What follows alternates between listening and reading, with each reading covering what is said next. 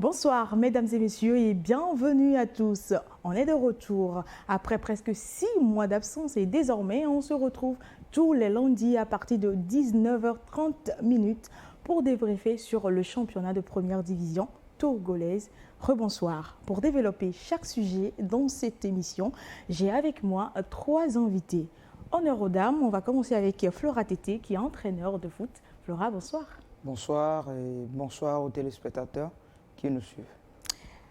À côté de Flora, on a Grégoire Attigno qui n'est plus vraiment à présenter, journaliste sportif. Grégoire, bonsoir. Bonsoir Gloria et bonsoir à tous les téléspectateurs de Newa TV. Jacques Bekemsi aussi fait partie de cette danse ce soir. Jacques, comment vous allez? Je vais bien. Merci de me faire participer à cette danse. Bonsoir à tous. J'espère que vous allez bien danser. Ah, comme d'habitude, je suis... Important. Alors, on va donc commencer avec cette belle émission. 90 minutes Léon Lenato, c'est parti. Avec la Lonato, passez de bons moments foot avec le championnat D1 Lonato. Lonato, acteur majeur du développement du football togolais. Un peu de changement cette saison, c'est 14 équipes au lieu de 16 qui sont là dans cette course pour l'ultime titre. Est-ce que ça va changer grand-chose, Grégoire? Bon, est-ce que ça va changer grand-chose? Je ne crois pas. C'est vrai qu'il y a 2 qui sont relégués donc en division inférieure et donc on donne aujourd'hui de la matière à 14 clubs, seulement que les matchs vont diminuer. Ce ne sera plus 30 matchs comme la saison dernière. Ici, je crois que ça fait 26 journées. Oui. Et donc, chaque équipe a droit à 26 matchs. Il faut essayer donc de capitaliser pour avoir le maximum de points.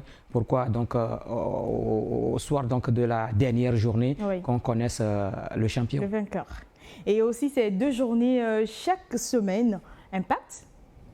Oui, 2 journées chaque semaine. Je pense que ce rythme-là, ça va peut-être booster un peu plus au niveau des joueurs parce que le travail, rester une semaine, ne pas jouer, peut-être chez certains joueurs, c'est pas vraiment ça. Mais à 2 fois dans la semaine, c'est déjà beaucoup avec les séances d'entraînement en plus. Je pense que ça pourra leur permettre de répondre aussi vivement et aussi vaillamment. D'accord. On va donc commencer avec cette première rencontre pour son baptême de feu, son premier combat dans le championnat d'élite. Le CDF ACNOUR recevait Bolesou des Lacs au municipal de Kara. Aucun but ne sera inscrit dans cette rencontre, synonyme d'un partage de points entre les 2 acteurs. L'autre, la saison dernière, en division inférieure, a servi à son public du beau jeu, de la créativité, de l'audace. L'avez-vous ressenti, Jacques, pour cette première rencontre pour le CDF ACNOUR?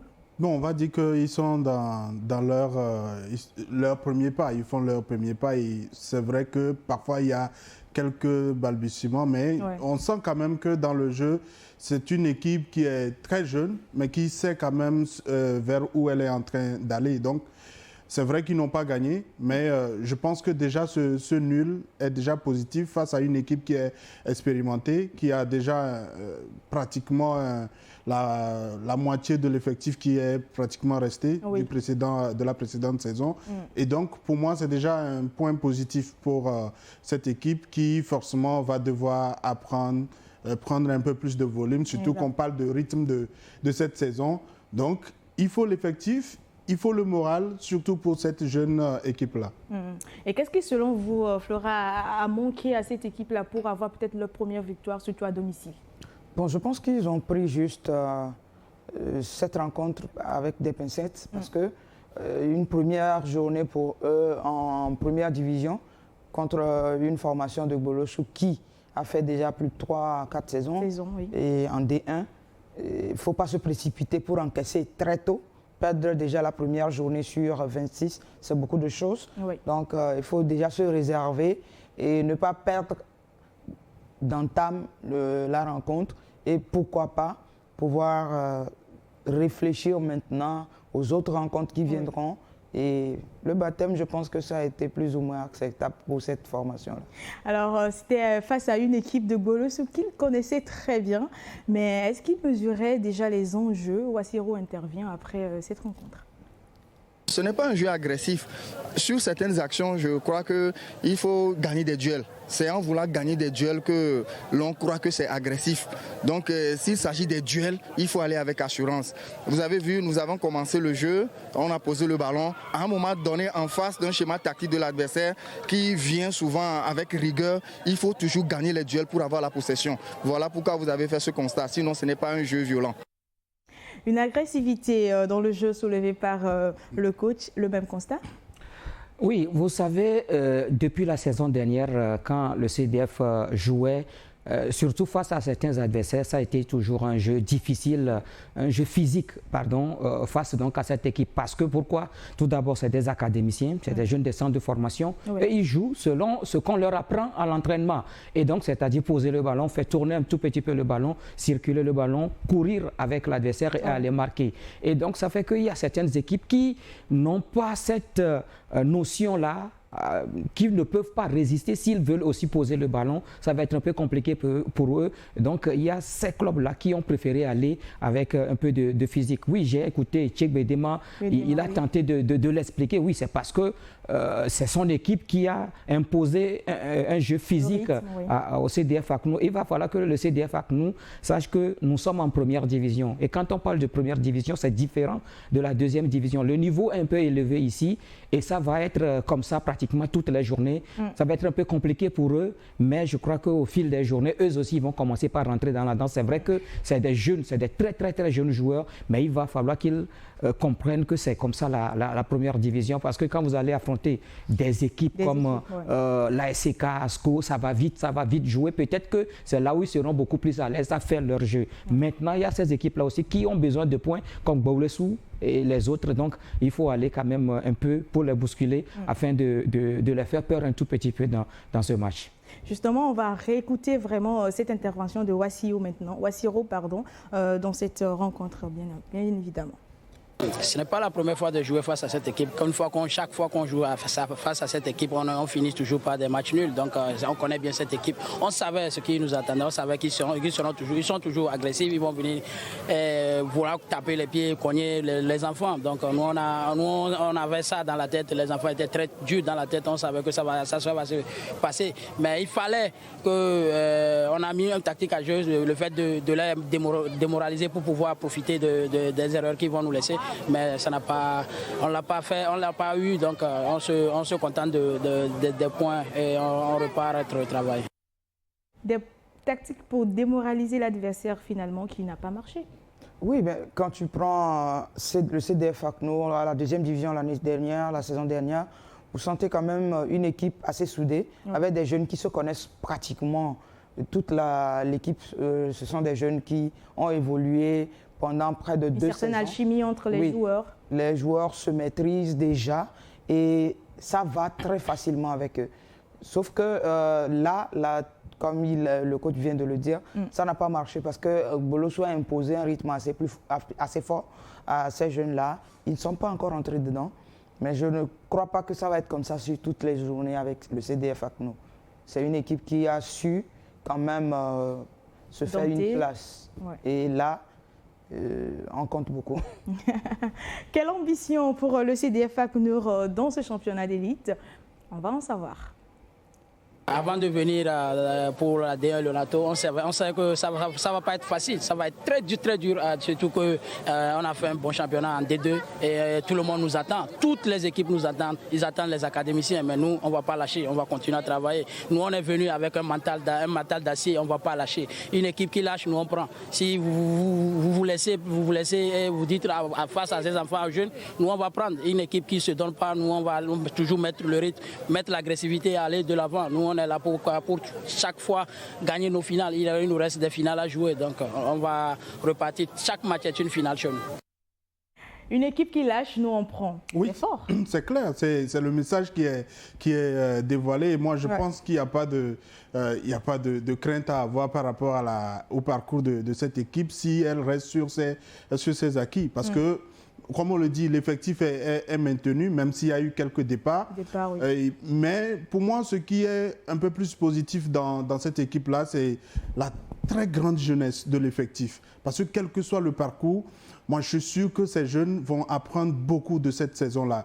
Et même si les adversaires vont mettre de la rigueur dans leurs interventions et tout ça, mais n'oubliez pas que parfois ce n'est pas la force qui marche, il faut l'intelligence dans le jeu, et ils ont appris à pouvoir s'adapter à ces difficultés-là. Peut-être que c'est la première journée, au fur et à mesure ils vont comprendre que il va falloir s'adapter à ces équipes qui vont montrer un peu plus de vivacité dans leurs interventions. D'accord.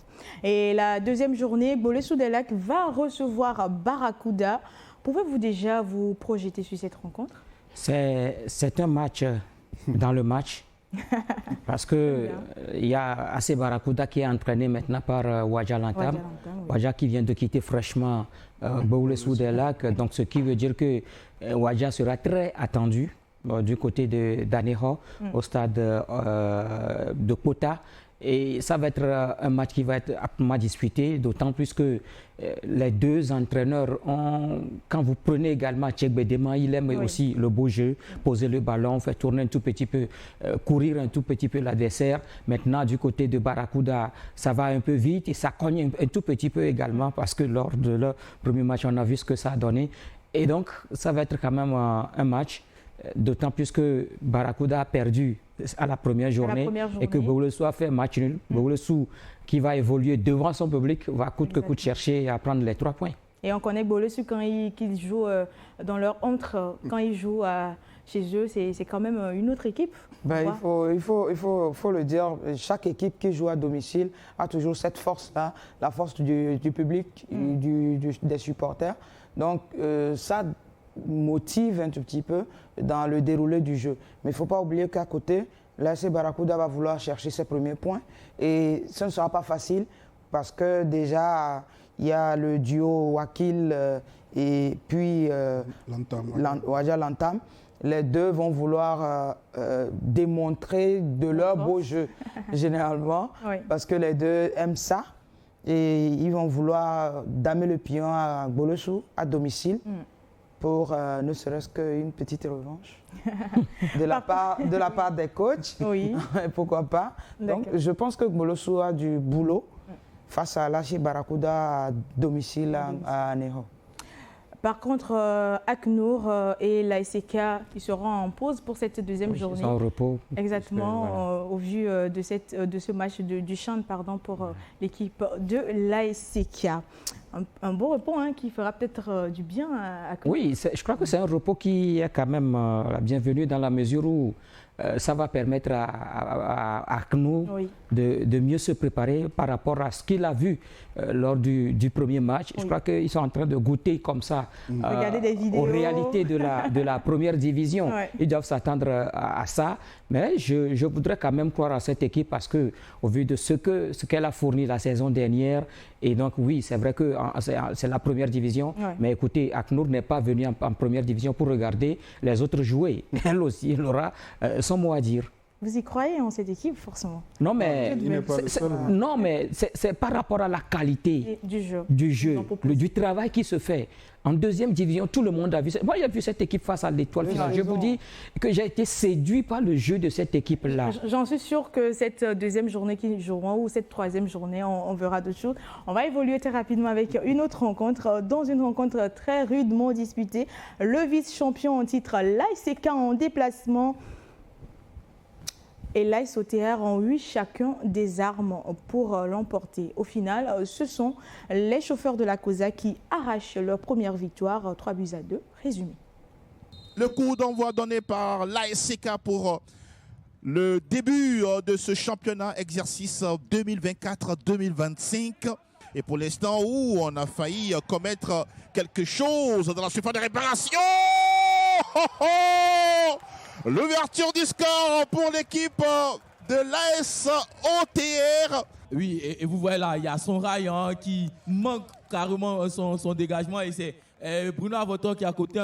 Et oui, c'est bien sûr lui qui va lancer déjà sa saison. Oh, c'est le play Josh. Oh, la possibilité. Est-ce qu'il y a quelque chose? Penalty. Je ne le sentais pas se porter parce qu'il y a eu une course où Nan Richard a dû sortir pour chercher là-bas. Il n'est même pas sorti. Et là, il est en retard. Akoro Bilali, s'est transformé. Oh, c'est pas fini avec cette possibilité. C'est Onou qui est à disposition. Soumani qui ne sort pas. Et voici les SOTR qui vient punir l'ASCK. Attention. On va revenir tout à l'heure. Le bijou. Oh, l'équipe de l'ASCK qui vient quand même inscrire un but magnifique. De Sousa Savant, ils sont déjà de retour. C'est du 4 contre 4. Akoro Bilali.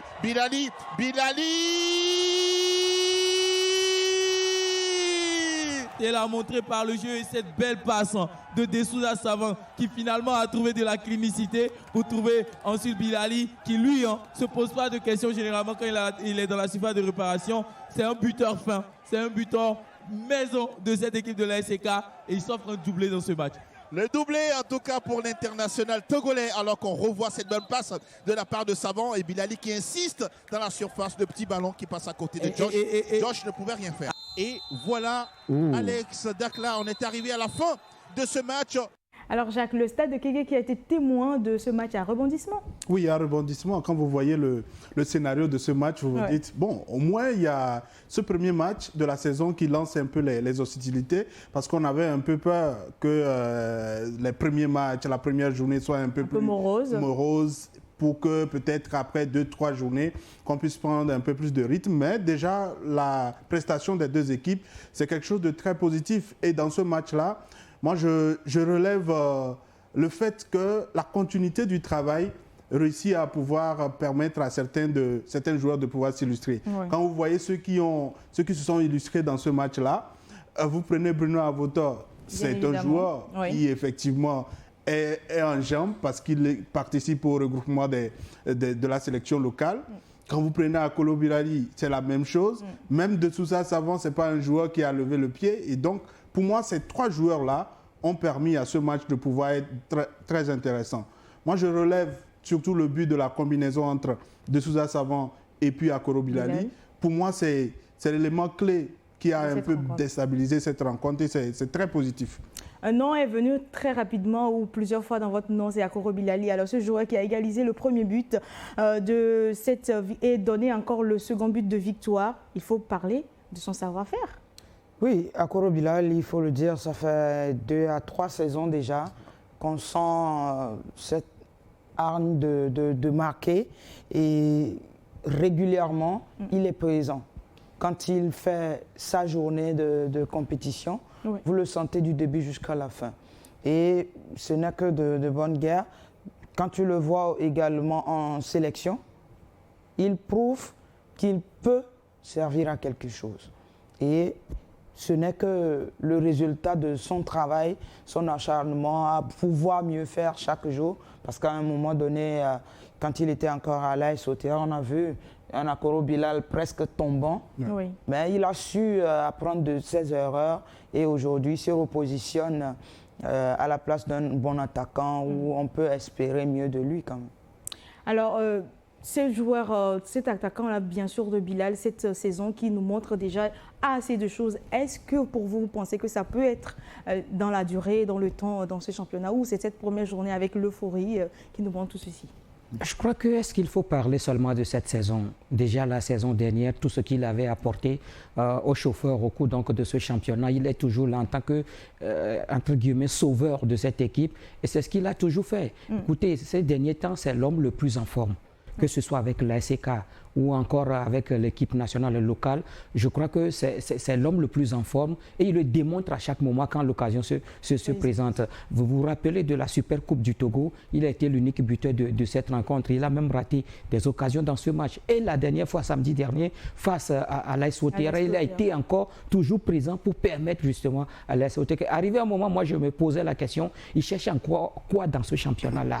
Il cherche encore quoi dans ce championnat? Parce que je me dis que son niveau dépasse aujourd'hui ce championnat. Il doit chercher ailleurs. Malheureusement, c'est ça aussi la vie d'un footballeur. Ça ne marche pas pour le moment.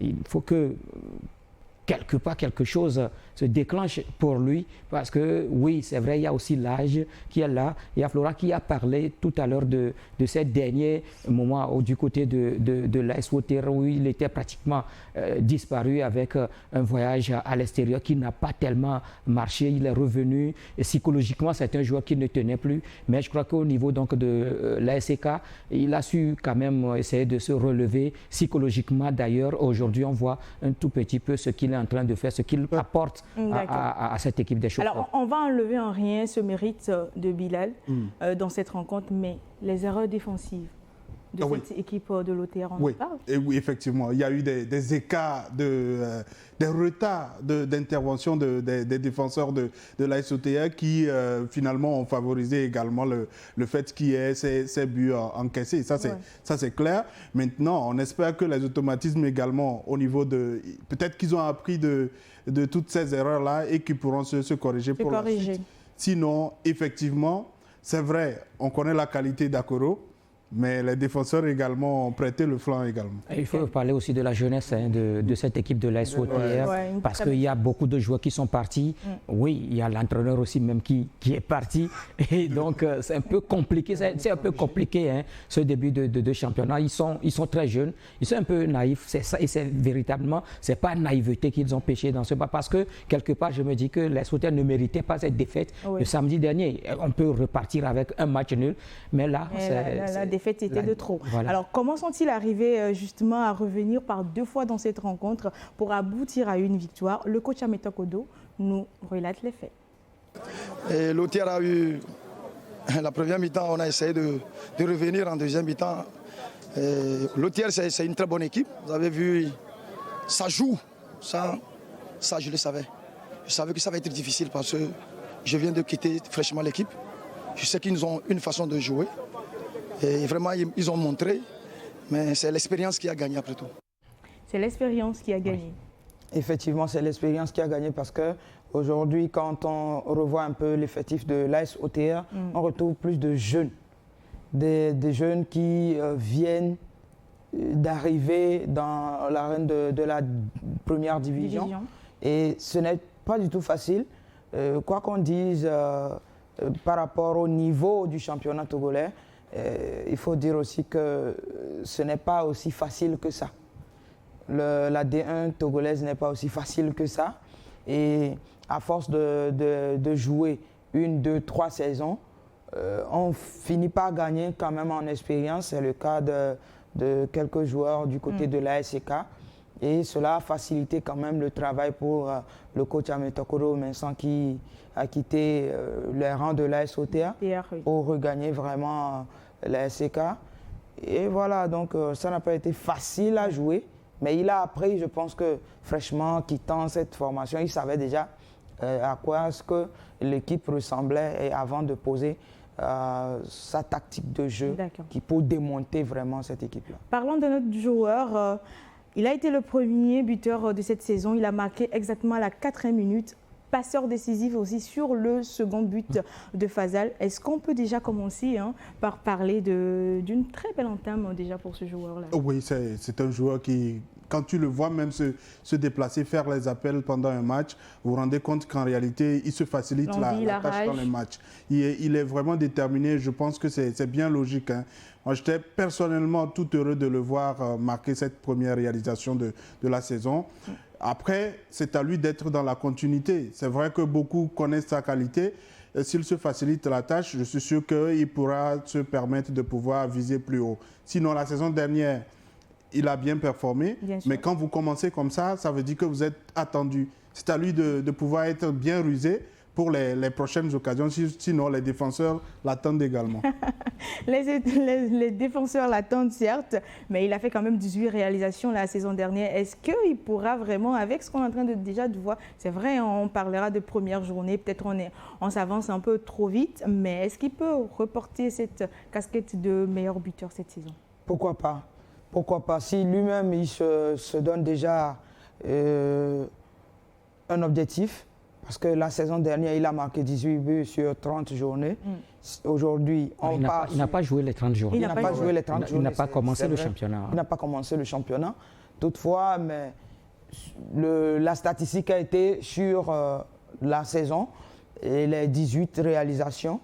Aujourd'hui, il a 26 journées. Dieu merci, il a commencé la saison et avec sa formation. On espère que les blessures... On espère vraiment qu'il sera hors de l'hôpital, surtout en termes de blessures, pour pouvoir faire pleinement la saison.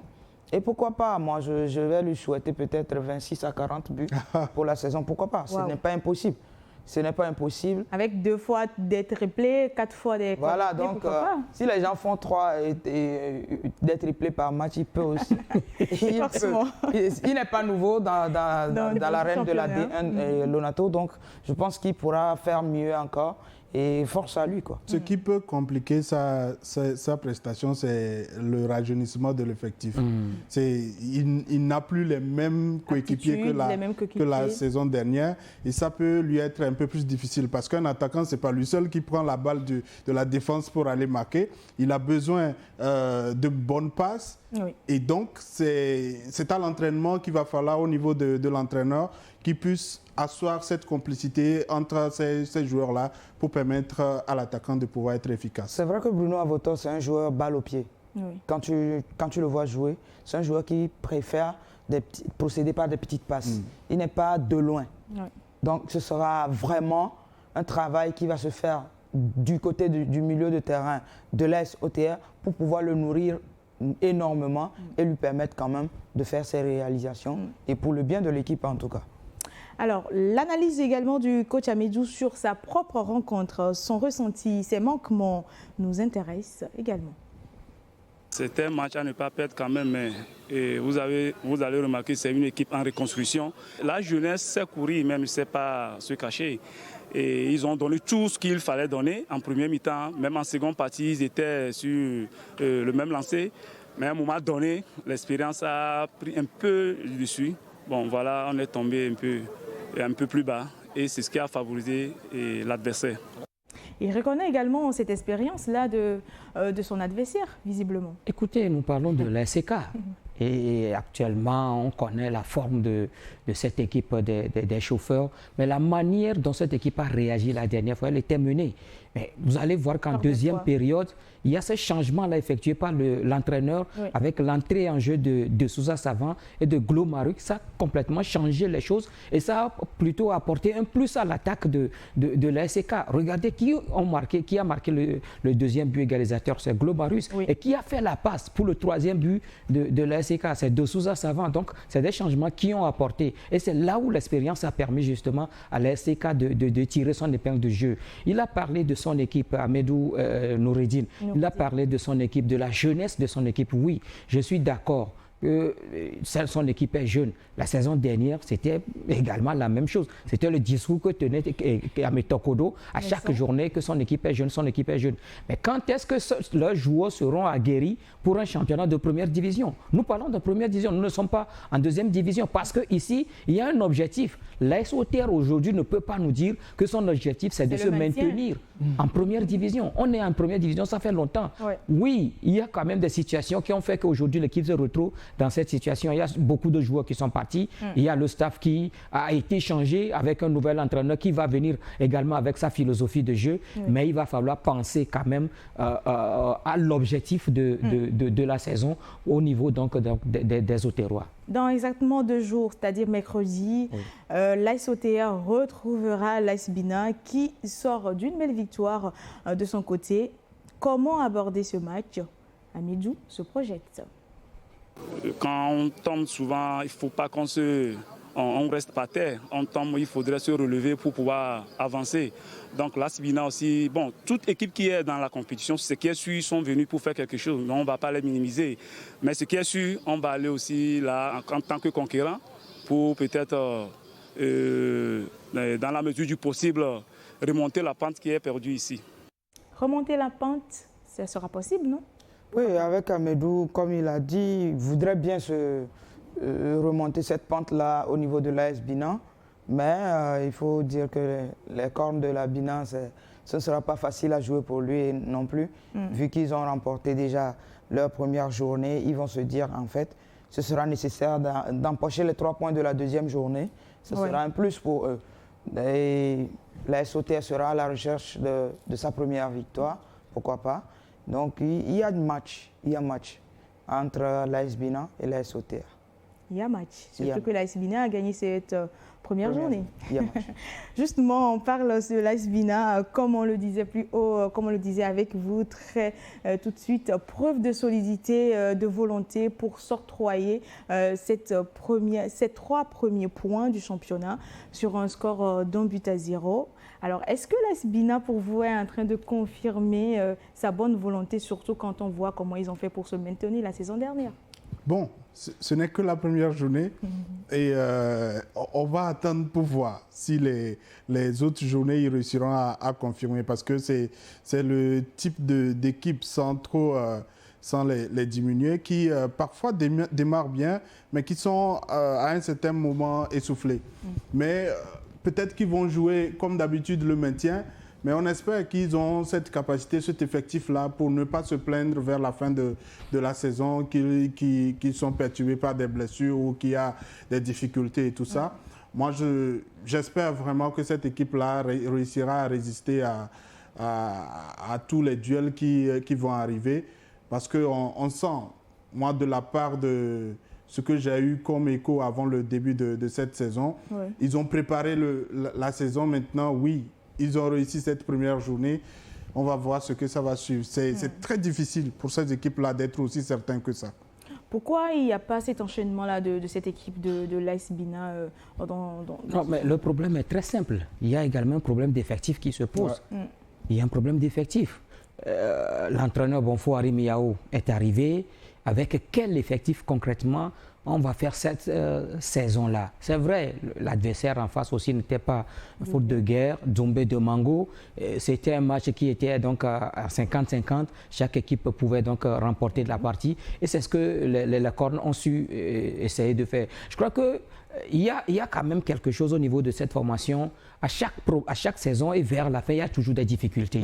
Il y a toujours un problème. Mais quand vous allez voir dans la nouvelle saison, c'est une équipe qui démarre très fort. Très bien. Sa saison, mais par après... Surtout la saison 2023-2024. Oui, et on a vu comment cette équipe a souffert. Il a fallu l'intervention de Jules Koudjodji pour quand même sauver encore la situation. C'est ça qui, justement, permet donc à l'AS Bina de se retrouver, de se maintenir en première division.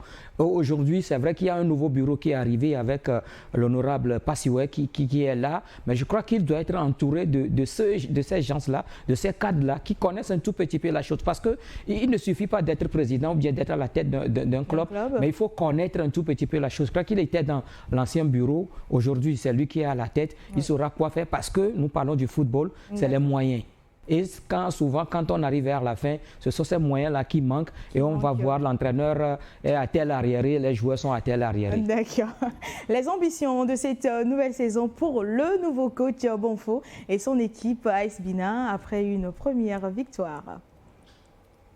Mes ambitions, je crois que c'est dans un premier temps faire maintenir le club AS Bina en première division et chercher éventuellement à jouer le milieu du tableau, du moins faire beaucoup mieux que les années précédentes. Donc je crois que, je sais que ça ne va pas être facile, ça va être difficile, mais avec un peu plus de volonté, de générosité et de discipline, je crois quand même que ça pourra être possible. Reconnaît la difficulté, mais quand même il y a la volonté. Mais il ne faut pas se voiler la face. Il est conscient que la formation de l'AS Bina, entre-temps entraînée par... Jules Koudjodji? Non, avant Jules, Wadja Lantam. Wadja Lantam, la saison surpassée. Qui a produit jusqu'à un moment donné et les problèmes ont commencé. Il a été obligé de laisser tomber et de repartir. Après, la saison dernière, c'était presque une équipe en train de partir. Que Jules Koudjodji a récupéré. Il a eu c'est l'un des coachs sapeurs-pompiers que nous avons. La saison dernière, ils ont connu 3 entraîneurs. Hein. Voilà. Ils ont connu 3 entraîneurs. 3 entraîneurs sur la même saison. Et je pense qu'à un moment donné, Jules Koudjodji a juste arboré son manteau de sapeur-pompier. Et il n'a fait que sauver in extremis cette équipe de l'AS Bina qui était presque partie. en deuxième division déjà, quoi. Et bon, ça a été un travail fait.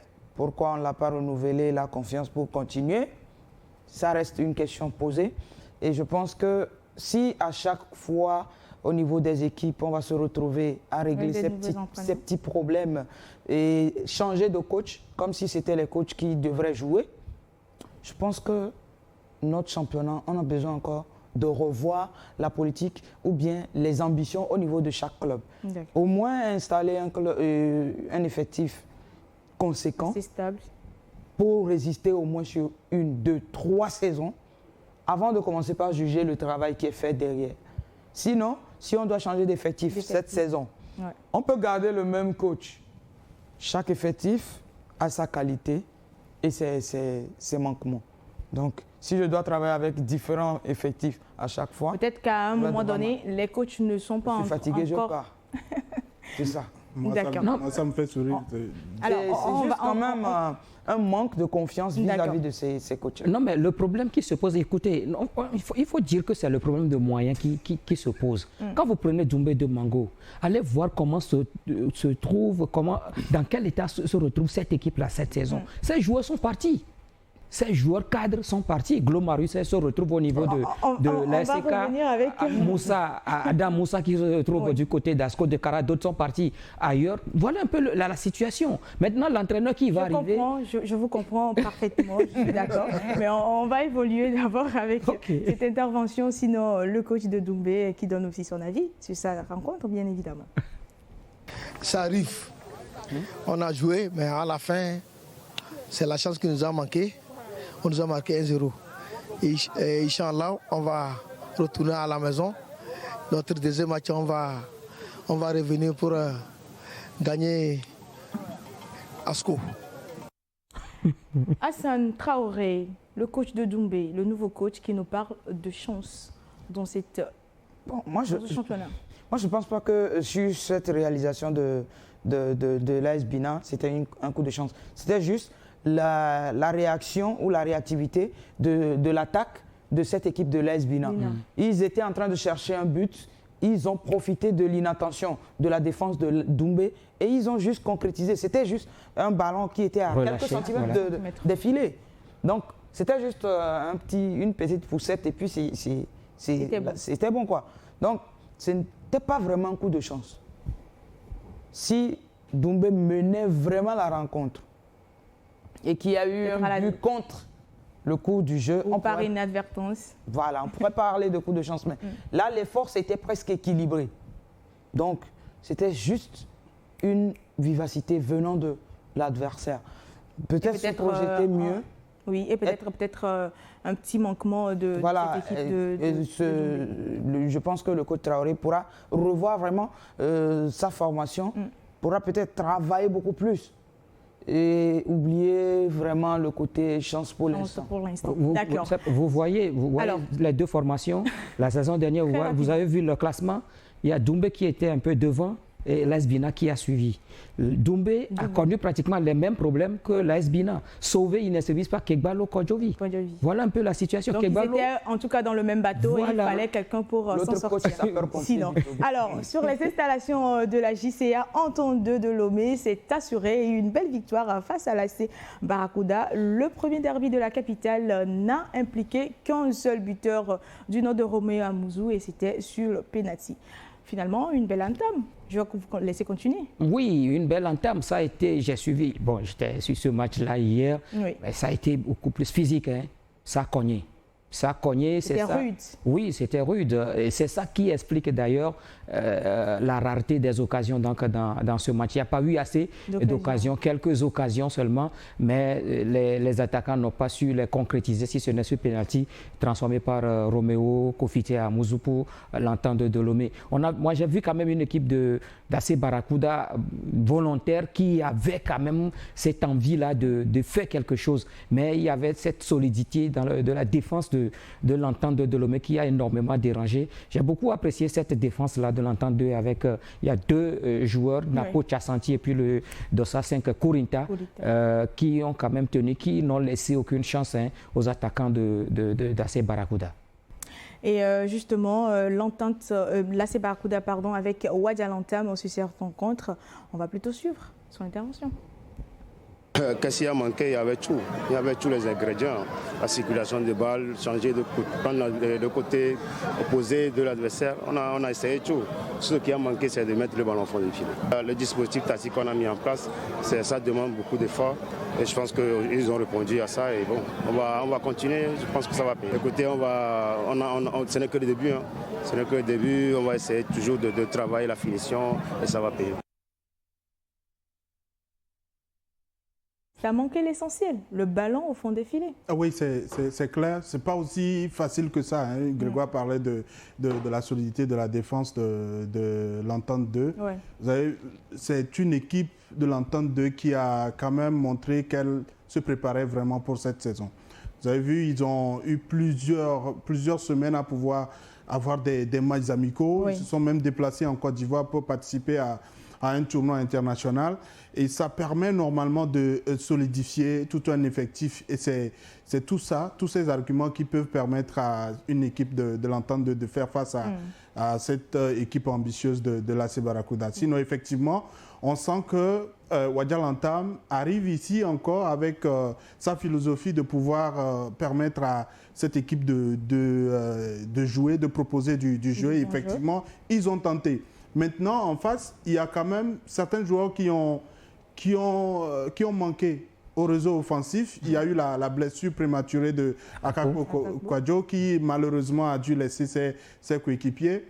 Et quand vous avez un joueur comme ça, moi j'étais dans les tribunes et à chaque fois j'entendais le staff de l'Entente 2 qui criait à tout prix qu'il faut toujours marquer ce joueur-là. Parce qu'ils savent clairement de quoi est capable. Il peut faire la différence à n'importe quel moment. Mais dès qu'il quitte, c'est clair que c'est un élément efficace de moins qui est parti. Une charge de moins. Et donc, ça peut faciliter un peu la tâche à l'Entente. D'accord. Comment sont-ils arrivés, eux, je parle bien sûr de l'Entente 2, à barricader cette volonté-là de cette club de Barracuda de marquer, sinon égaliser dans cette rencontre? Kofi Sedro nous en parle. Je pense que c'est bien pour le moral, pour le début de cette saison. Je pense que ça va booster les joueurs pour les matchs à venir. Vous avez vu, on n'a pas gardé la balle, on a de deux côtés, la balle n'a pas été posée au sol. Ce n'est pas notre habitude de jouer, mais je pense que juste on a voulu avoir les 3 points, ce qui a été fait.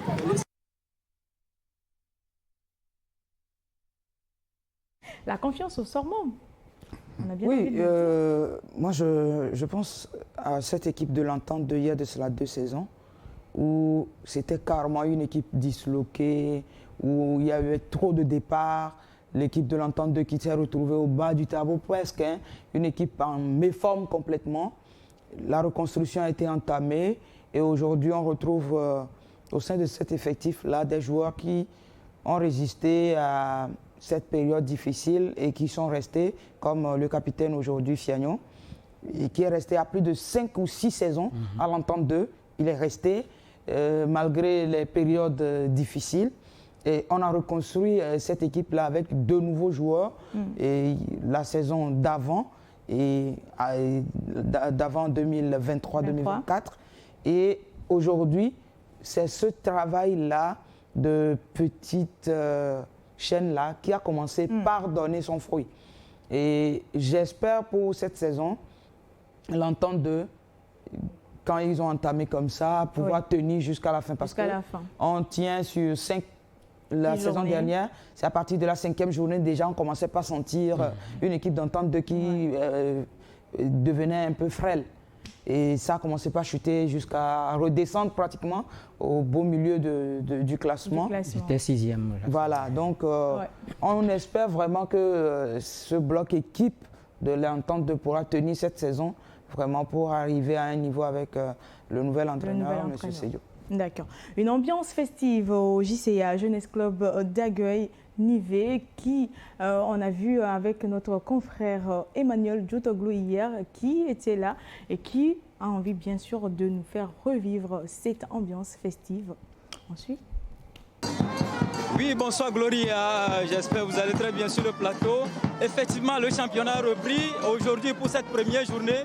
Nous sommes au stade de la Jeunesse Club d'Agueuil-Nivé et comme vous le voyez déjà, c'est l'AC Barracuda qui reçoit l'Entente de Lomé et l'ambiance est déjà au top avec nos supporters. Ici, c'est l'Entente 2 et de l'autre côté, c'est l'AC Barracuda. Et voilà, je vais vous conduire au fin fond de cette ambiance. Comme vous les voyez déjà, ils sont là, très très bien animés. Voilà.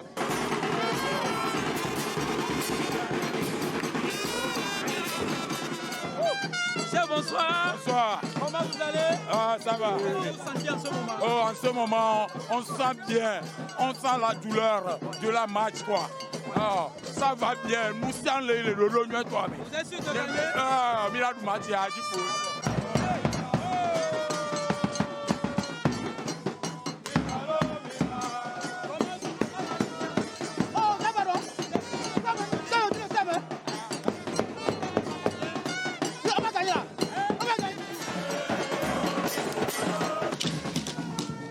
Voilà, nous venons de quitter les jaunes de Kodjovia Kopenye Konako et Djololo. À présent, nous allons directement faire une descente dans le camp de l'AC Barracuda. Moi, vous le savez très bien, c'est l'ambiance qui fait le football. Allons-y maintenant avec l'AC Barracuda. C'est bon! Barracuda, on va gagner 2-0!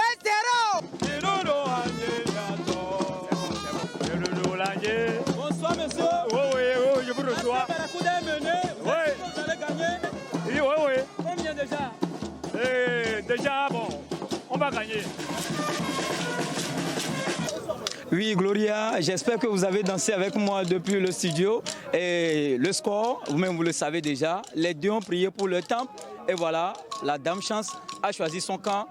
Je vous renvoie pour la deuxième journée, certainement qu'on va danser plus que ça. À bientôt. Merci Emmanuel de Toglo. Sinon, on a dansé, on a festoyé, on a écouté, on a vu des supporters qui avaient la rage, qui avaient envie de voir leurs différentes équipes gagner. C'était beau. Mais il y a un déphasage entre les deux ambiances.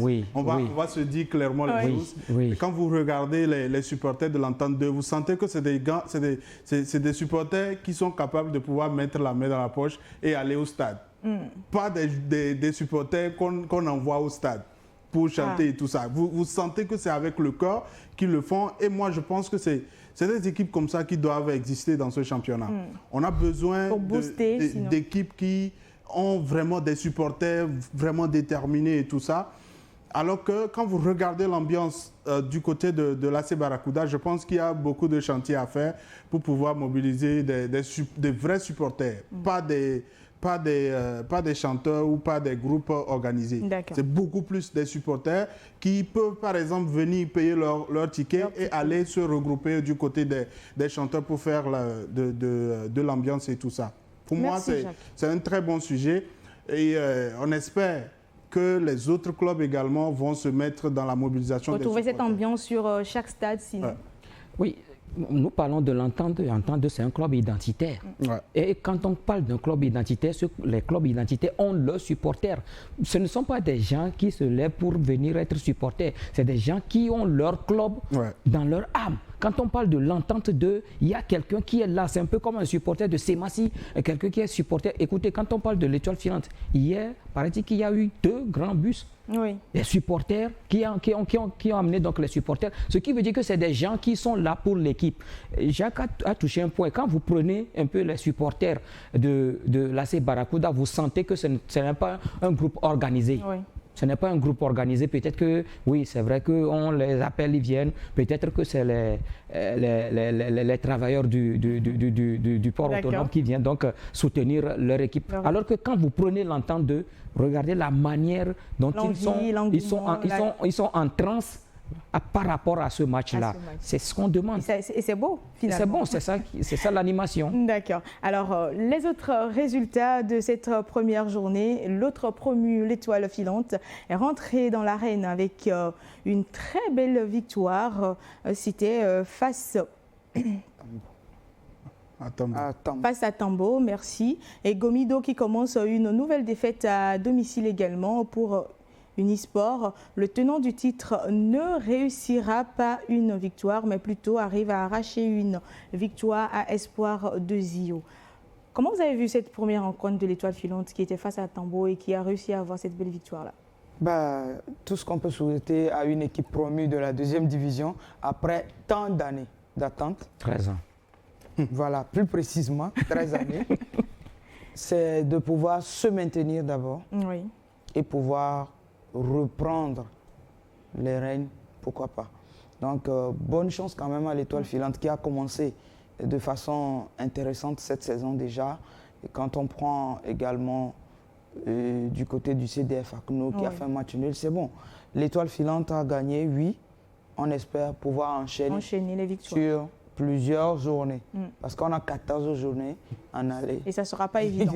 On a 13 journées en aller et 13 à... Exactement. Et ce résultat qui nous amène à ce classement, on retrouve respectivement l'ASK, l'Étoile filante, l'AS Bina, Entente et Unisport sur les 5 premières marches avec 3 points pour chaque équipe. 4 équipes également s'en sortent avec 1 point. On a Asco, Espoir, Bolosou et Aknour. 0 pointé pour OTR, Tambo, Barracuda et Doumbé qui termine malheureusement les marches. Un peu difficile d'être pour une première journée, de se retrouver en bas du classement. Bon, ce n'est qu'une première journée et donc ça peut changer dès qu'on enchaîne la deuxième, la troisième, la quatrième journée. Moi, je suis pas du tout surpris de la défaite de l'AS Tambo parce que quand vous regardez une équipe qui recrute son entraîneur pratiquement une semaine avant le début de la saison, vous vous dites clairement que ce n'est pas normal. À chaque fois, on le dit clairement ici, il faut quand même recruter un entraîneur dans un bon timing pour qu'il puisse avoir le temps de faire son effectif, de mettre en place la préparation de la saison. Mais ne vous attendez pas à qu'il y ait du résultat immédiat. Même si c'est face à un promu, le promu également a eu le temps de pouvoir se préparer.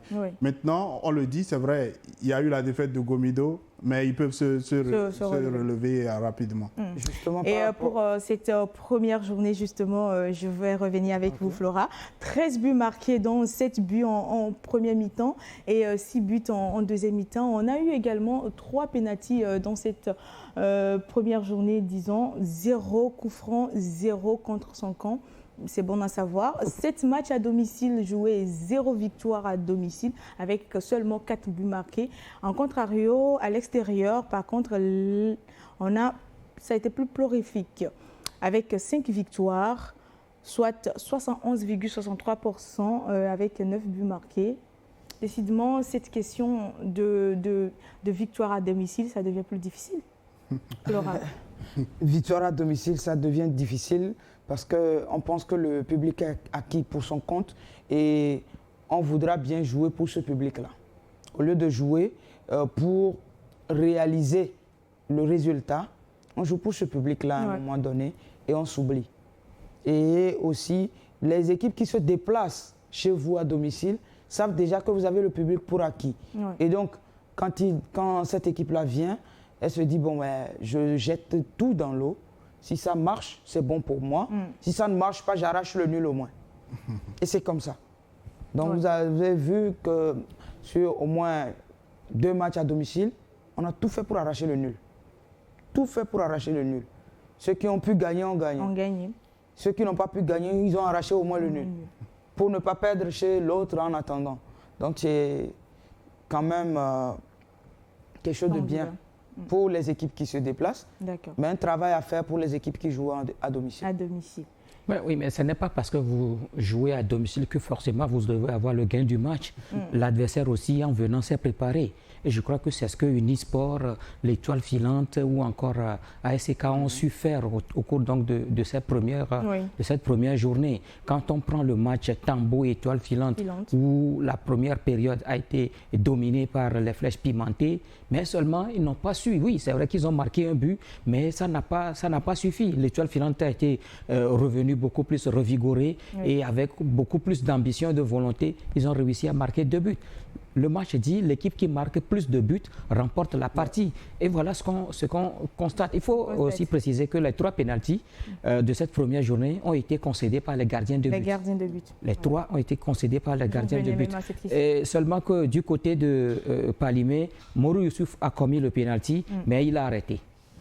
Et c'était bien. Et peut-être une dernière question avant la pause, justement 13 buts pour cette première journée. C'est quand même pas mal. Non, c'est pas mal. On est à la première journée et normalement, parfois c'est moins que ça. Hein. Au niveau efficacité, c'est difficile. Oui. Mais quand même, c'est déjà positif en espérant que les prochaines journées, qu'on puisse un peu plus se régaler. Mais au fur et à mesure, il faut s'attendre également qu'il y ait beaucoup plus d'automatisme au niveau des défenses.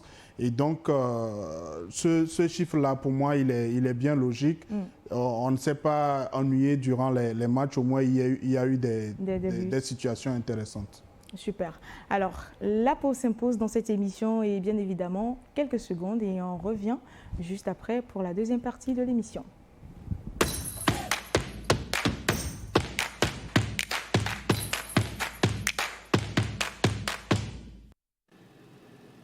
Communiqué de la LONATO. La Direction générale de la Loterie nationale togolaise porte à la connaissance de la population en général et des parieurs en particulier qu'il lui a été donné de constater que certaines personnes se réclamant de son personnel proposent à travers des messages qu'ils diffusent sur les réseaux sociaux de fournir des numéros gagnants pour des tirages de loto. Dans leur mode opératoire, pour tromper la vigilance des parieurs, ces personnes n'hésitent pas à afficher des tickets gagnants falsifiés, des numéros de téléphone et des supposées pièces d'identité des organisateurs. Ces agissements constituent de la pure arnaque. La Loterie nationale togolaise informe les parieurs et la population qu'elle ne propose pas et n'a jamais eu à proposer de numéros gagnants à l'endroit des parieurs. Le choix des numéros sur lesquels prendre les paris reste personnel aux parieurs. La LONATO décline toute responsabilité devant ces faits qui sont de la pure et simple escroquerie. À cet effet, la LONATO invite les parieurs et la population à une plus grande vigilance pour ne pas tomber dans le piège des arnaqueurs. Les recherches sont en cours pour identifier les auteurs de ces actes qui seront soumis à la rigueur de la loi. La Direction générale.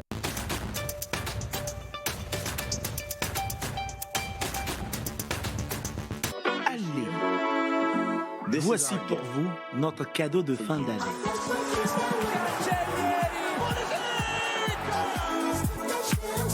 Deux journées de championnat.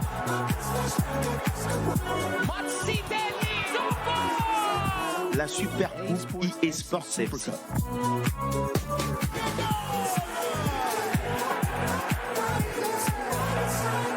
Nous sommes toujours avec vous, même en période de fête.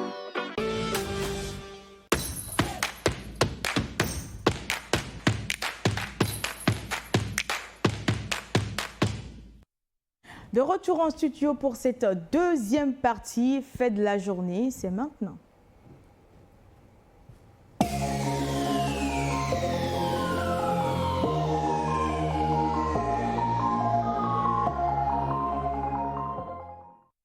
Deux faits ont attiré notre attention lors de cette première journée qui susciteront des débats sur ce plateau, bien évidemment, chers messieurs et dames. Et on va commencer avec ce premier fait, direction Thiévier lors de la rencontre Espoir-Asco. Une action de pénalty qui occasionne le but égalisateur des condonnants de la Cousa. On va revivre ensemble cette action de pénalty et après, je vais voir vos avis par rapport à ce pénalty, justement.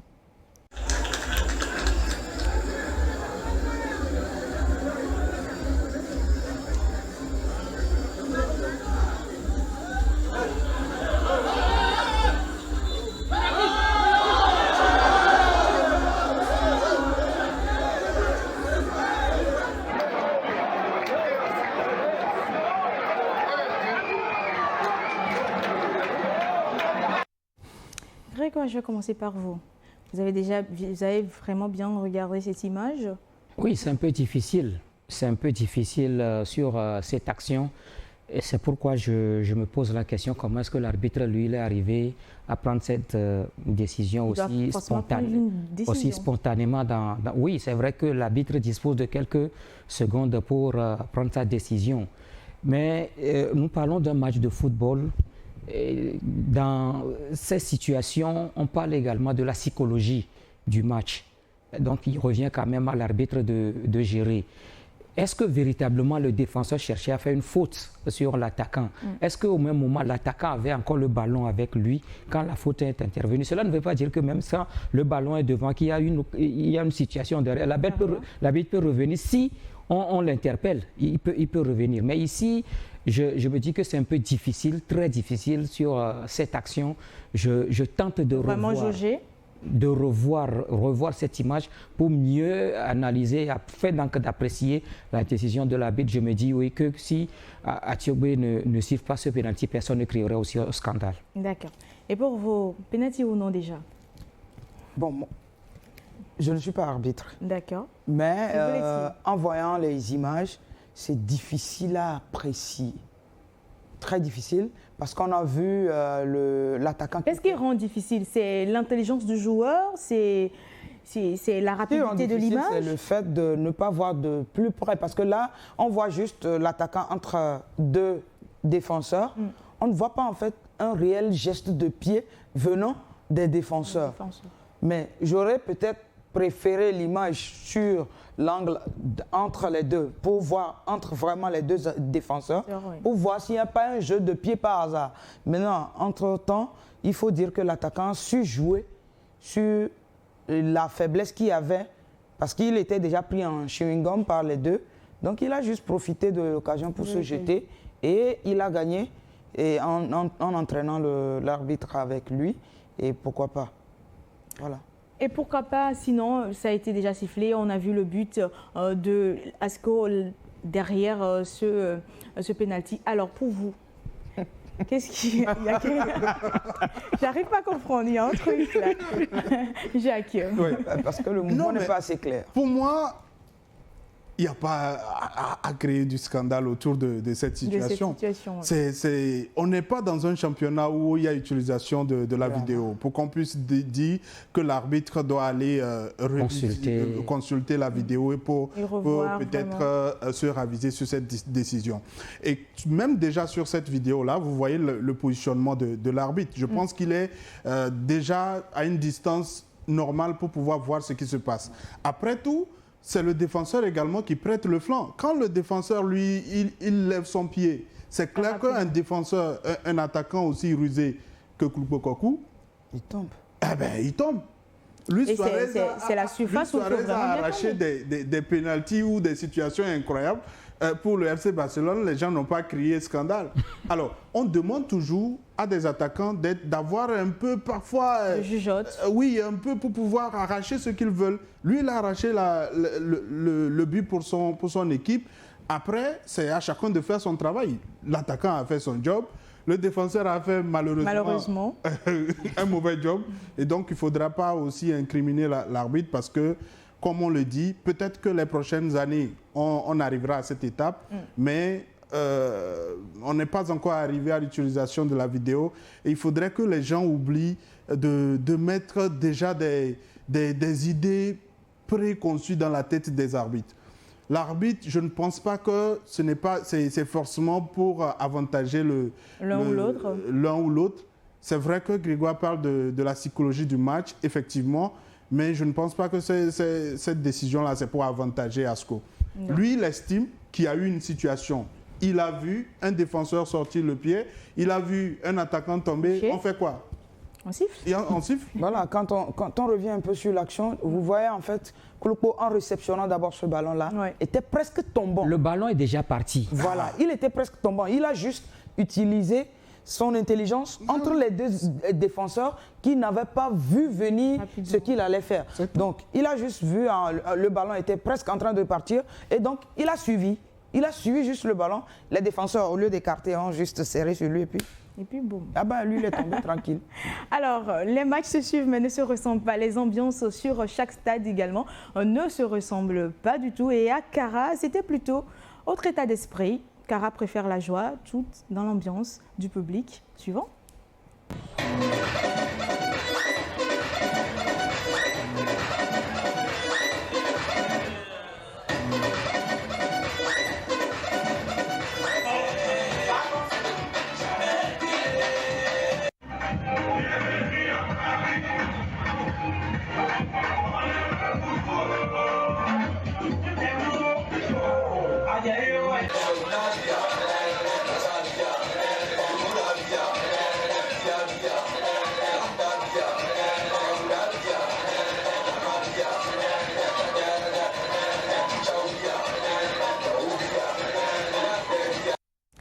des événements qu'on ne retrouve pas forcément dans ce championnat-là en mi-temps d'une rencontre. Et on a vu cette belle innovation-là.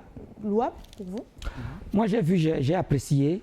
Ce n'est pas un tournoi organisé dans les quartiers. Souvent, c'est au cours d'un tournoi qu'on voit les artistes prester à la mi-temps. Oui. Mais ici, pour un match officiel du championnat, je crois que l'idée doit venir du CDF ACNUR, puisque c'est le CDF qui recevait. Donc, c'est quelque chose qui a été véritablement bien organisé. Parce que là, quand je vois ces jeunes-là danser, je me dis que c'est quand même une très bonne chose. Oui. Il faut aussi créer de temps en temps créer ce genre d'ambiance-là pour permettre au public. Je vois Jacques qui grimace. Je ne comprends pas trop. C'est la belle danse de la fille, du monsieur, du groupe ou c'est exactement. Non, ne me créez pas de problème. Non, il n'y a pas. Le plus important pour moi, c'est le fait d'avoir initié cela. Parce que vous savez, le football, ce n'est pas le coup de sifflet, le coup d'envoi. Il n'y a pas que la pelouse. Et puis, juste les 90 minutes. On doit tout faire pour pouvoir attirer le public. Si le public, par exemple, sait qu'il y aura du spectacle à la mi-temps, si le public sait, par exemple, que quand vous arrivez, vous pouvez avoir un gadget de l'équipe, vous pouvez avoir quelque chose de souvenir, un souvenir pour pouvoir partir. Je pense qu'on pourra réussir à pouvoir attirer beaucoup plus. Vous avez vu, c'est vrai, c'est une belle image, mais derrière, l'autre est vilaine, c'est-à-dire le public.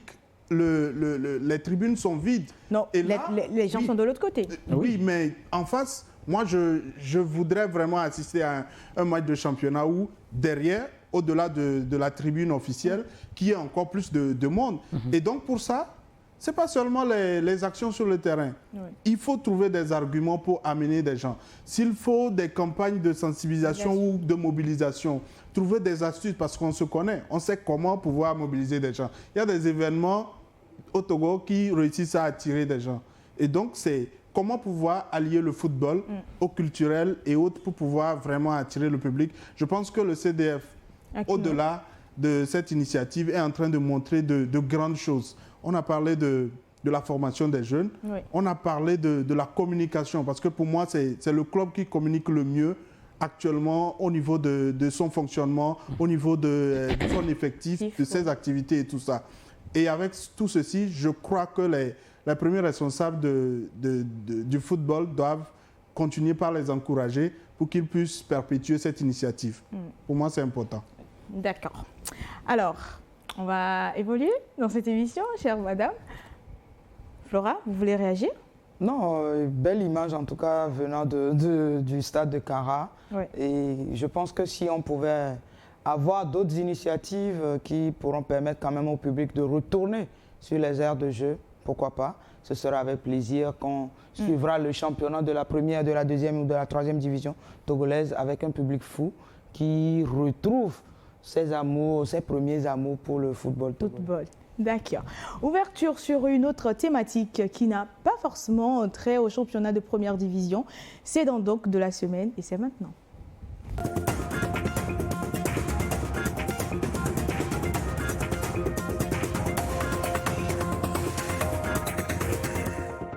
Les entraîneurs de football féminin en formation du 9 au 14 décembre dernier sur un projet porté par la Fédération togolaise de football et ses partenaires.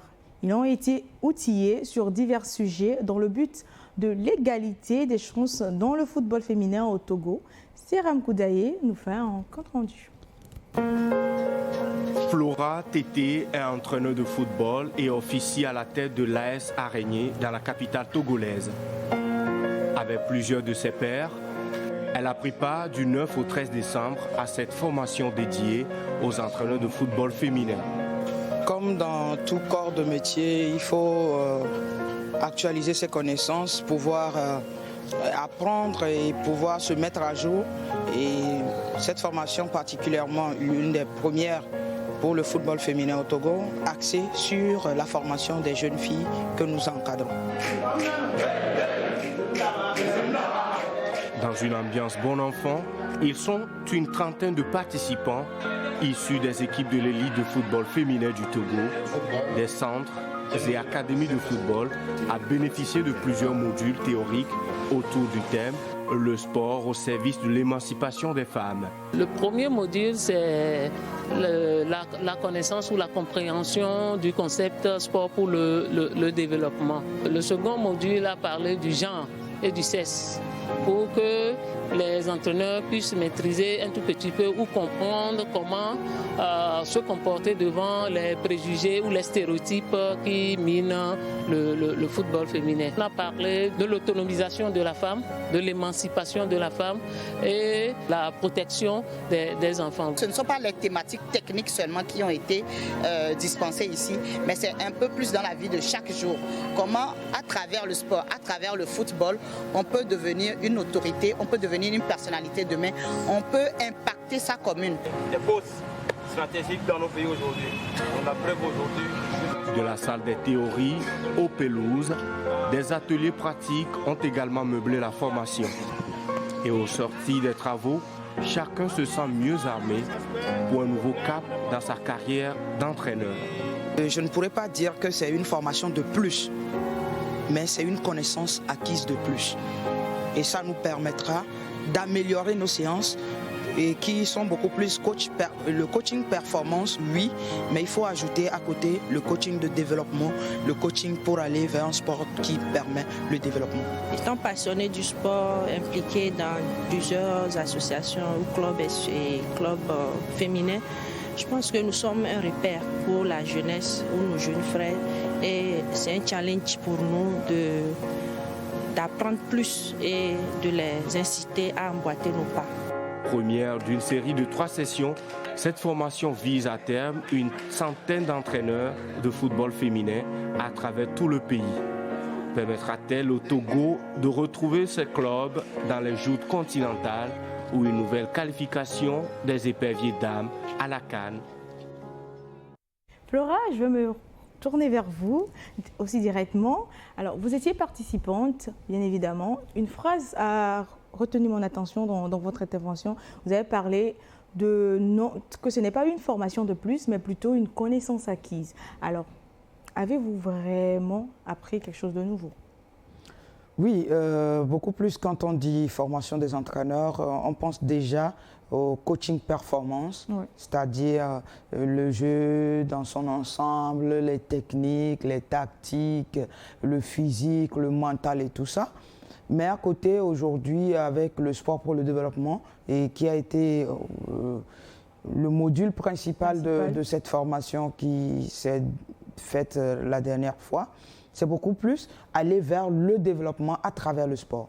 Donc, sport pour le développement, oui, permettre quand même aux jeunes que nous encadrons, aux jeunes filles et aux jeunes garçons, pourquoi pas, que nous encadrons, d'être au-dessus des stéréotypes, de pouvoir passer ce cap-là et de pouvoir se réaliser, oui, à partir du sport. Donc, c'est quand même bien pour nous d'associer le coaching performance au coaching de développement. Alors vous, Grégoire, qu'en tirez-vous de cette formation, Simon? Moi, je crois que c'est une très bonne initiative, oui, de la Fédération togolaise de football à travers son département et sa commission de football féminin. Et surtout ces partenaires-là qui ont quand même émis cette idée d'accompagner les différentes fédérations à travers quand même le football féminin. Je crois que ce qu'ils sont allés apprendre, ce n'est pas seulement apprendre comment taper dans le ballon, ou bien comment apprendre aux filles ou aux garçons comment il faut contrôler, mais l'attitude qu'il faut avoir quand on est en société. Oui. Je crois que c'est ce que les entraîneurs ont appris au cours donc, de cet atelier de formation. Je crois que c'est une très bonne chose. Oui.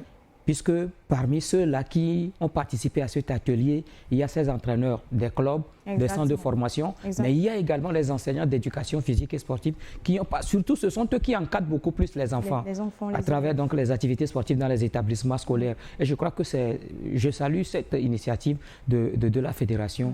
Je crois que c'est beaucoup de choses qu'on a données à ces entraîneurs-là. Alors quel impact cette formation peut avoir peut-être sur nos clubs féminins? Oui, dans les prochains jours. Il peut avoir l'impact si les participants réussissent à transmettre les connaissances qu'ils ont reçues. Parce que quand vous arrivez, vous essayez de continuer par inculquer les valeurs sociales à toutes les filles. Je pense que ça leur permettra de bien vivre dans la société et de pouvoir grandir. Parce que au-delà des performances sportives, on a besoin de sportifs exemplaires dans la société qui puissent permettre à cette société-là de pouvoir s'identifier ou l'identifier comme un exemple. C'est vrai, on peut réussir dans le domaine, mais ne pas être un vrai exemple de comportement dans la société. Donc, moi, je pense que c'est très bien. J'espère qu'ils partent avec du positif et qu'ils pourront vraiment transmettre tout ça. Très souvent, quand on sort d'une formation, on prend juste l'attestation et puis on oublie clairement de transmettre. Pour moi, la transmission, c'est peut-être même la vision autour de laquelle il y a eu cette formation-là.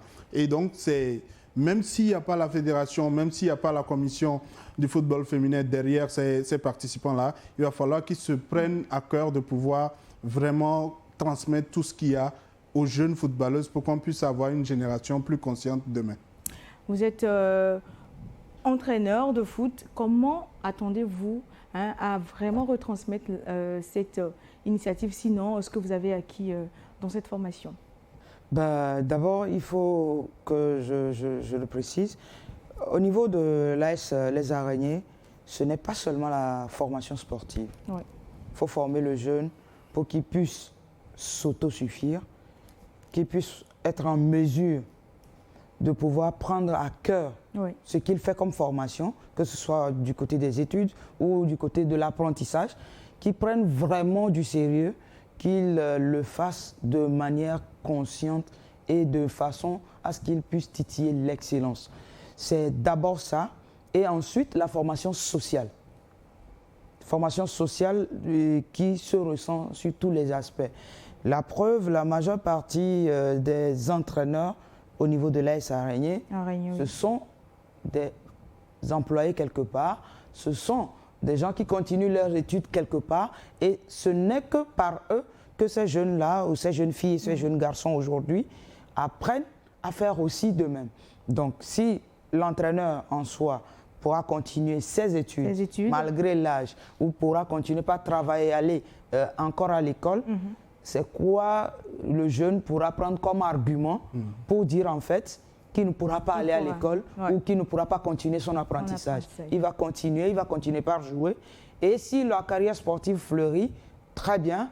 Au lendemain de la carrière sportive, il faut trouver un chemin pour la reconversion. Et c'est justement par ça. D'accord. Alors, la responsable, sinon la chef responsable football féminin FTF, Yvette Coulset, nous révèle l'intention qui est cachée derrière cette organisation de cette formation.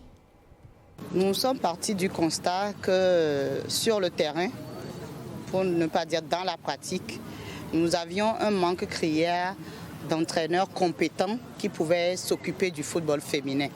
C'est vrai qu'on ne doit pas catégoriser. Le football, c'est le football, mais il y a des caractéristiques, il y a des paramètres qu'on doit prendre en compte lorsque c'est avec la gente féminine.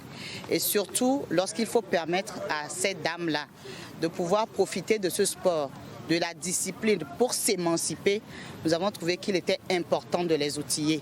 Parce que vous avez pu le constater lorsque nous observons nos compétitions. Et en matière d'entraîneurat, aujourd'hui, nous n'avons qu'une seule dame qui officiellement peut être considérée comme entraîneur de football, qui est dame, Madame Tometti, qui était parmi les instructeurs. Il y en a qui sont adjointes, qui sont membres de staff, mais qui ne sont pas vraiment des entraîneurs. Nous avons trouvé qu'il était important d'outiller ceux qui sont déjà dans le domaine pour qu'ils puissent encore plus aider les jeunes filles-là à s'émanciper, à devenir des leaders de demain, à pouvoir encadrer également les autres. Encadrer également les autres, tels sont les mots d'Yvette Coultet. Grégoire? Oui, tout à l'heure, Flora, dans son intervention, a parlé de reconversion. Sincèrement, il faut le reconnaître, quand on prend aujourd'hui les anciens joueurs togolais, c'est ce qui a manqué. Je crois que ce sont ces gens de formation qui n'existaient pas, qui a fait que certains se retrouvent dans des situations qu'on ne peut pas évoquer ici. Et je crois qu'aujourd'hui, ce qu'on est en train de donner à ces formateurs ou bien à ces encadreurs, c'est une très bonne chose. Il faut, quand on va, ou bien nous parlons ici, nous parlons beaucoup plus des femmes. Et quand on parle de l'entretien de la femme, c'est beaucoup plus délicat que l'entretien des garçons. Et donc, je crois que ces entraîneurs ont quand même du boulot. La dernière fois, moi, j'ai posé la question par rapport au suivi. Aujourd'hui, la formation est donnée à ces gens-là, ces encadreurs. Quel suivi sera fait pour voir si réellement ce qu'ils sont venus apprendre ici, est-ce qu'ils le mettent en pratique? Un suivi est donc obligatoire. Le suivi est donc obligatoire pour que demain, qu'on ne dise pas que certains ont pris leur diplôme, finalement, ils l'ont mis dans le tiroir, ils ne font même pas leurs activités. Donc, je crois que c'est pour permettre quand même à la jeune fille aujourd'hui d'apprendre à travers quand même ces encadreurs-là. Oui. Réaction? Non, mais effectivement, il faut suivre la suite de cette formation. Et puis, je pense qu'on a vraiment besoin effectivement d'une nouvelle génération qui montre que c'est possible d'être entraîneur, de réussir au niveau du football et de pouvoir bien se reconvertir.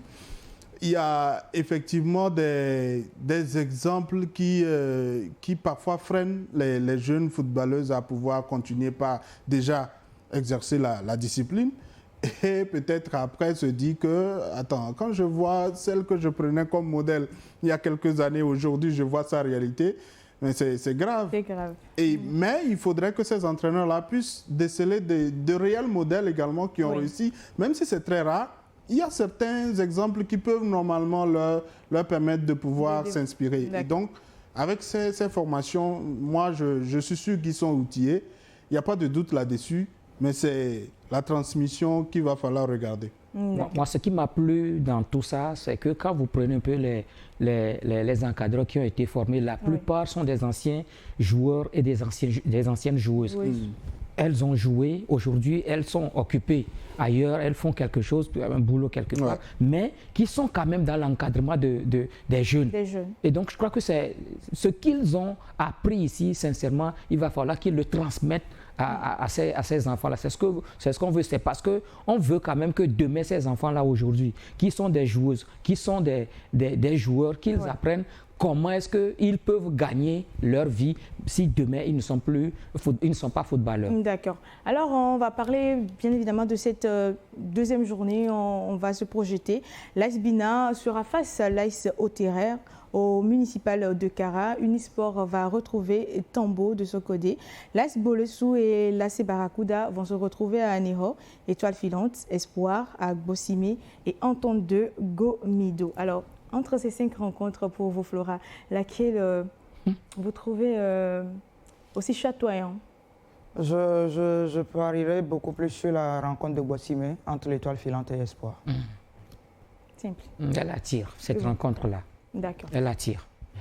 Et pour vous, AS Bina et Sotéar, ça ne vous dit rien? Non, pas vraiment. Moi, à Ného, c'est mieux d'aller sur Barracuda. Pour voir l'accueil qui sera réservé à Wadjalanta. Justement, parce que oui, il doit. Maintenant, c'est leur adversaire. Il doit avoir de mauvais souvenirs. Moi, la dernière fois où j'ai assisté à un match de Bolesou à Aného, il avait perdu ce match. Oui. Et vous imaginez, heureusement que c'est un entraîneur qui a habituellement le calme dans son comportement et tout ça. Sinon, le public est vraiment très exigeant avec les entraîneurs. On va voir ce que ça va donner cette fois-ci. Alors, je pense que on va atterrir ici pour cette émission, bien évidemment. Déjà, non, 1h30 minutes. Prolongeons le voyage. Votre mot de fin? Il n'y a pas prolongation additionnelle. Malheureusement, non. On se retrouve en tout cas, merci aux téléspectateurs qui nous ont suivis. Oui. On pense qu'on pourra petit à petit éjecter notre grain de savoir dans le football togolais pour que demain, on retrouve des joueurs et des joueuses saines d'esprit. Jacques, merci beaucoup. Merci à vous. Moi, je souhaite toute une bonne saison à tous les joueurs, qu'ils puissent être soucieux de leur avenir, qu'ils soient exigeants en termes d'habitudes quotidiennes pour qu'ils puissent performer sur le terrain. Grégoire Attignon, ce fut un plaisir. Ah oui, merci également. Ouf, ça a été quand même, la rentrée de classe a eu lieu après 6 mois de vacances. Ça a été long, hein? Mais l'essentiel est qu'on a repris. L'essentiel, on a repris. Je vous emprunte vos mots et merci. Ça a été un plaisir de passer 1h30 avec vous. On espère vous retrouver lundi prochain pour cette deuxième journée qui sera jouée et même la troisième également. On se dit, portez-vous bien. Bye. Avec la Lonato, passez de bons moments foot avec le championnat D1 Lonato. Lonato, acteur majeur du développement du football togolais.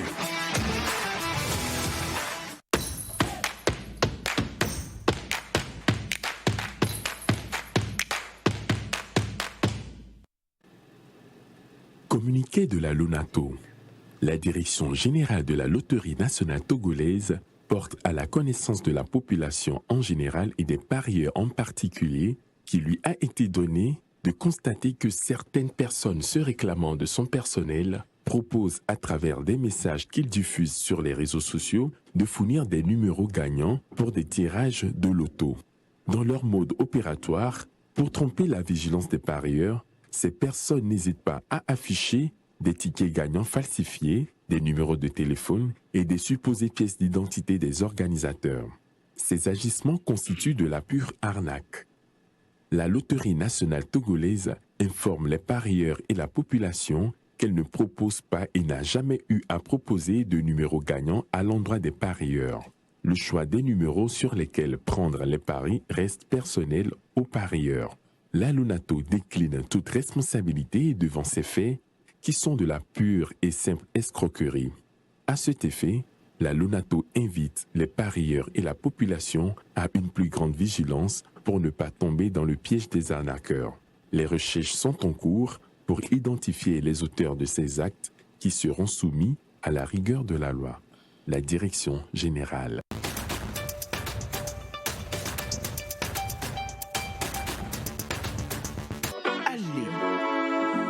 Voici pour vous notre cadeau de fin d'année.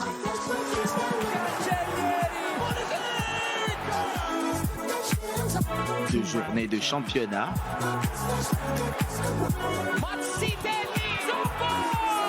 La Super Coupe eSports FC.